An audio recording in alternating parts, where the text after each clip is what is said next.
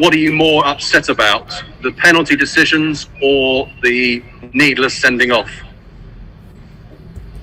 Well, I'm upset about that we don't end up with 3 points in this game. That's the most frustrating part. At the same time, we are very proud about the performance of the players. But of course, there are some moments in the game who decided, I think, the game. So we have the first moment with Odegaard in the first half, which I think is a clear penalty, but at least a moment for the referee to check. And that happened in the second half with their penalty, which is not really consistent. And of course, the sending off was an important moment after that. But to be fair, we still had a very good performance against a very strong team in how we defended with 10 players. At the end of with the last moment with 0 points is of course very frustrating. Thank you. Sammy? Hi, Albert. Just again on the Gabriel sending off. How frustrating is that? How's he feeling at the moment in the changing room? Because the first yellow card in particular is so avoidable. It's needless and silly, isn't it? Why? Do you know why the first yellow card is given then? For scuffing the penalty spot. Yeah, it's not what the players are telling me. He made a remark to the referee, he mentioned, and also other players confirmed that. And just a normal comment, and he gave the yellow card. But it doesn't matter at the end. If you have a yellow card, you must control your emotions a little bit better and defend there in that situation, which is not a very dangerous situation and cannot take the risk. So that is a moment where young players still have to learn. And we have a lot of young players. That is part of the process. But instead of talking a lot about that moment, I would say at the end we are very proud of what we have seen of this Arsenal team. If you compare it to the start of the season, where we come from and where we are now, playing against one of the best teams in the world, and competing like this, and also on the ball, we dare to play today and create a lot of chances and prevent also them from chances. Yeah, that is something we can build on.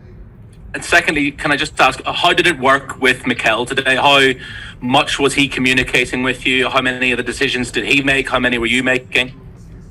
No, during the game there was no direct line with Mikel. We are always in contact with each other. Normally, I do believe I'm famous for the earpods. So normally I'm in that situation that we always are in contact with somebody from upstairs, or in this case, from further away, like again for the Norwich game also, people who are not involved in the stadium.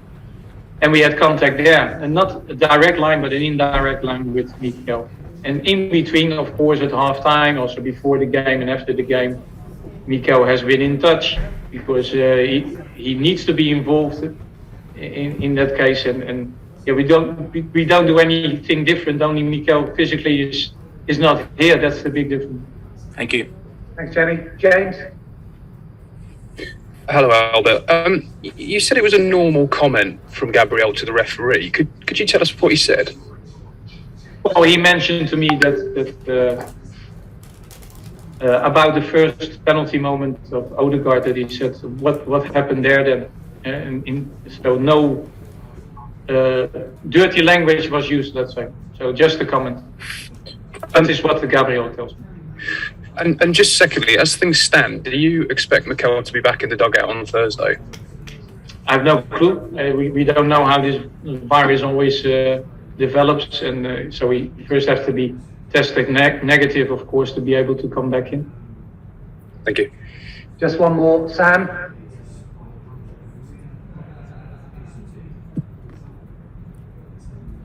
Interested in briefly what the tactical approach was. It certainly looked like we were prepared to let City have the ball as they tend to do, and then very quick, compact, rapid attacks. Would that be fair? Well, I think we had many, especially in the first half, we had many moments also where we pressed them high, And sometimes they broke our press. They're a great team, so they have many solutions. But even on the goal kick, we tried to press them high many times. And we also ended up winning the ball on their half also many times. So we were ready to go also on the high press. But against this Man City team, that sometimes you're forced back. But then when you are on your own half, how do you defend, compact and break from that? And that we did it a few times really good also today. Thanks, everybody. Thanks.